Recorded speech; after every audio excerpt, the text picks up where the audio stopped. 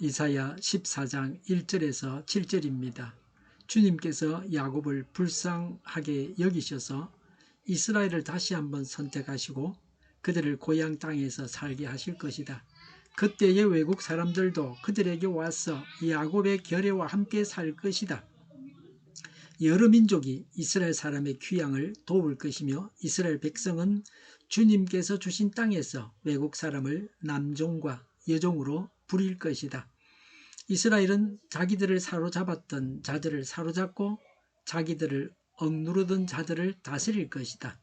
주님께서 너희에게서 고통과 불안을 없애주시고 강제 노동에서 벗어나서 안식하게 하실 때에 너희는 바벨론 왕을 조롱하는 이런 노래를 부를 것이다. 웬일이냐? 폭군이 꼬꾸라지다니 그의 분노가 그치다니. 주님께서 악한 통치자의 권세를 꺾으셨구나.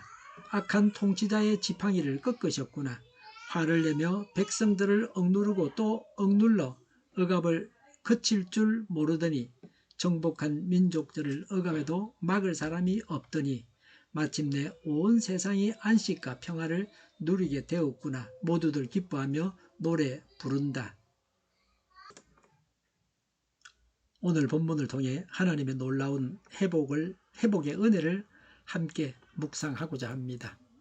바벨론에 대한 심판 예언 사이에 등장하는 소망의 선언입니다. 13장에서 하나님은 바벨론의 멸망을 선포하셨습니다. 그리고 이어지는 14장에서는 심판 이후에 찾아올 하나님의 회복을 말씀하십니다. 심판, 은혜, 심판이 반복되고 있습니다. 심판이 필요하지만 심판하기보다는 하나님은 용서를 더 좋아하십니다. 이스라엘의 회복에 대한 말씀입니다. 바빌론이 망하고 이스라엘이 회복됩니다. 악인은 심판하시고 의인은 구원하십니다. 1절에 주님께서 야곱을 불쌍히 여기셔서 이스라엘을 다시 한번 선택하시고 라고 했습니다. 다시 한번 택했다고 하는 것은 그럼에도 불구하고 택했다는 뜻입니다. 중요한 단어는 불쌍히 여기시며 다시 한번 선택하시고입니다. 이 말씀은 선지자 이사야를 통해 주어진 예언입니다. 이스라엘이 장차 포로로 끌려가고 고난을 당할 것을 전제로 합니다. 그러나 하나님은 징계로 끝내지 않으십니다. 긍휼이 하나님의 마지막 말씀입니다. 징계는 버림이 아니라 회복을 위한 과정입니다. 하나님은 한번 택하신 백성을 완전히 버리지 않으십니다. 우리의 삶도 그렇습니다. 실패하고 넘어질 때가 있습니다. 믿음이 약해질 때도 있습니다. 그러나 하나님은 다시 택하시는 분이십니다. 다시 일으키시는 분이십니다. 이스라엘의 제약에도 불구하고 언약에 신실하셔서 긍휼을 베푸셨습니다. 하나님의 백성들이 범죄하여 하나님을 너무나도 실망시켜 드려서 하나님이 그들을 돌아오게 하실 수 없는 것처럼 보였을지 모르지만 하나님은 또 기회를 주십니다. 오늘 우리에게도 새로운 기회가 필요합니다. 용기를 내시기 바랍니다. 1절에 그들을 고향 땅에서 살게 하실 것이다. 그때의 외국 사람들도 그들에게 와서 야곱의 결례와 함께 살 것이다 라고 했습니다. 포로기한 때에 이방인 개종자들이 이스라엘에 편입되어서 이스라엘 땅으로 같이 돌아오게 될 것을 가리킵니다. 궁극적으로 교회에서 인종적, 민족적 차별이 없이 예수 그리스도를 영접하여 세계 모든 만민이 구원의 반열에 편입될 것을 말씀한 것입니다. 이들의 여러 민족이 이스라엘 사람의 귀향을 도울 것이며 이스라엘 백성은 주님께서 주신 땅에서 외국 사람을 남종과 여종으로 부릴 것이다. 이스라엘은 자기들을 사로잡았던 자들을 사로잡고 자기들을 억누르던 자들을 다스릴 것이다 라고 했습니다. 회복될 이스라엘의 영광스러운 상태를 말씀한 것입니다. 포로기한 이후에 이스라엘은 한 번도 군사적으로 다른 민족을 정복한 적이 없습니다. 주위의 민족들이 무시할 수 없는 나라를 이룬다는 말씀입니다.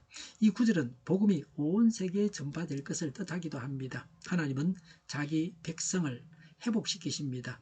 어떤 회복입니까? 본토인 하나님 나라에 거하게 하시고 자기 백성을 높이 드셔서 모든 민족을 다스리는 왕들로 삼으십니다. 예수님은 왕 중의 왕이십니다. 예수님을 믿는 우리는 왕입니다.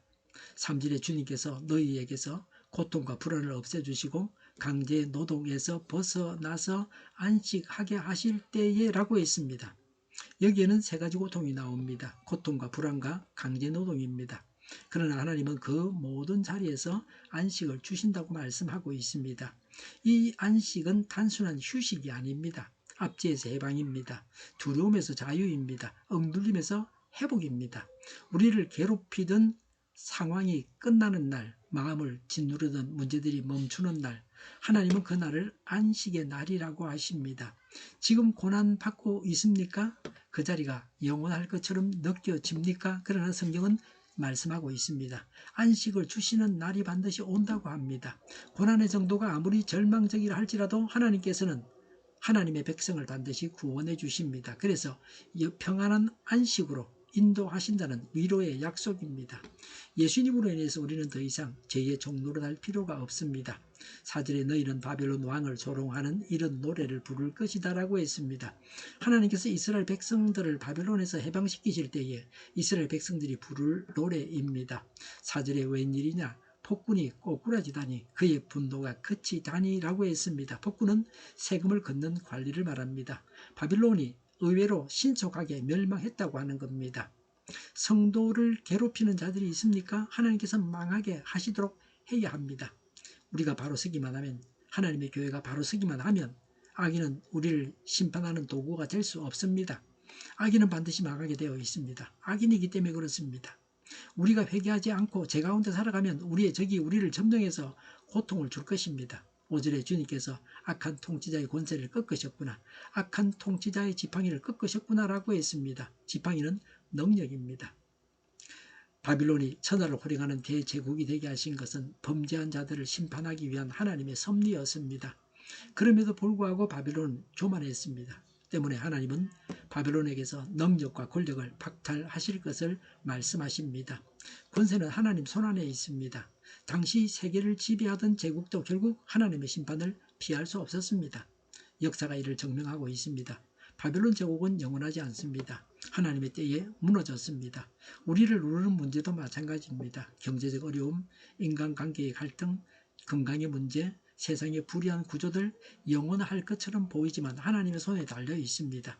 6절에 화를 내며 백성을 억누르고 또 억눌러 억압을 그칠 줄 모르더니 정복한 민족들을 억압해도 박을 사람이 없더니라고 했습니다. 5절에서 권세와 능력에 대한 구체적인 설명입니다. 바벨론의 능력과 권력은 여러 민족을 정복하여 억압하여도 아무런 저항이 없을 만큼 막강했습니다. 7절에 마침내 온 세상이 안식과 평화를 누리게 되었구나. 모두들 기뻐하며 노래 부른다고 했습니다. 즐거움의 탄성을 터뜨렸습니다. 오랫동안 바벨론의 억압 속에서 신음하던 많은 나라들이 하나님께서 바벨론을 멸망시킴으로 평화가 이루어져서 하나님께 기쁨과 찬양을 드릴 것이라는 예언입니다. 고통의 탄식이 찬양의 노래로 바뀝니다. 눈물이 기쁨으로 바뀝니다. 억눌림이 자유로 바뀝니다. 하나님의 회복은 단순한 원상복귀가 아닙니다. 찬양이 터져 나오는 회복입니다. 찬양은 하나님의 기적을 부릅니다. 해보십시오.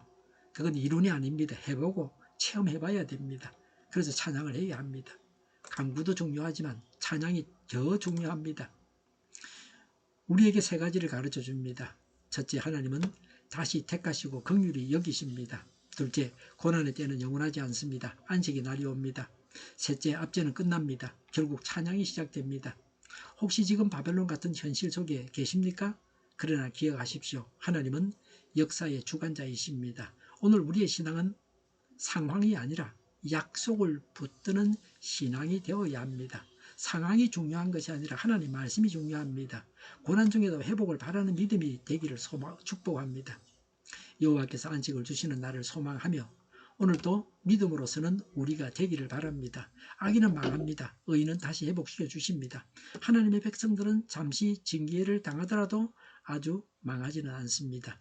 죄를 이기고 사단을 이기고 하나님께서 주신 풍성한 삶을 살아야 합니다. 하나님의 자녀다운 삶을 살아야 합니다. 영적인 싸움에 늘 승리하시기 바랍니다. 예수님을 주인으로 모시고 예수님의 인도를 따라서 행해야 합니다. 기도드리겠습니다. 자비로우신 하나님 아버지, 저희를 긍휼히 여기시고 다시 택하여 주시는 은혜에 감사드립니다. 우리가 연약하여 넘어질 때에도 버리지 아니하시고 다시 일으켜 주시는 하나님을 찬양합니다. 지금 고난 가운데 있다면, 슬픔과 분노와 수고의 짐 아래 있다면 안식을 주시는 나를 바라보게 하여 주옵소서.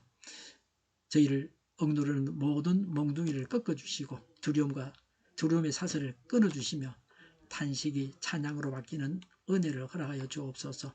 우리의 삶이 회복의 간증이 되게 하시고 하나님의 주권을 신뢰하는 믿음의 백성이 되게 하옵소서. 잠시 징계를 당하지만 아주 망하게 하지는 않게 하시고 죄와 사단을 이기고 풍성한 삶을 살게 하시고 하나님의 자녀로 영적 싸움에 늘 승리하게 하옵소서. 저희를 불쌍히 여겨 주옵소서. 저희를 악에서 구하옵소서. 하나님의 뜻이 이 땅에서도 이루어지게 하옵소서. 저희의 간구에 응답하여 주옵소서. 기도하기를 쉬지 않게 하옵소서. 저희의 필요를 채워 주시옵소서. 오늘도 차고 넘치는 복된 삶을 살게 하옵소서. 감사와 찬양을 하나님께 돌려드리며 예수님의 이름으로 기도드립니다. 아멘.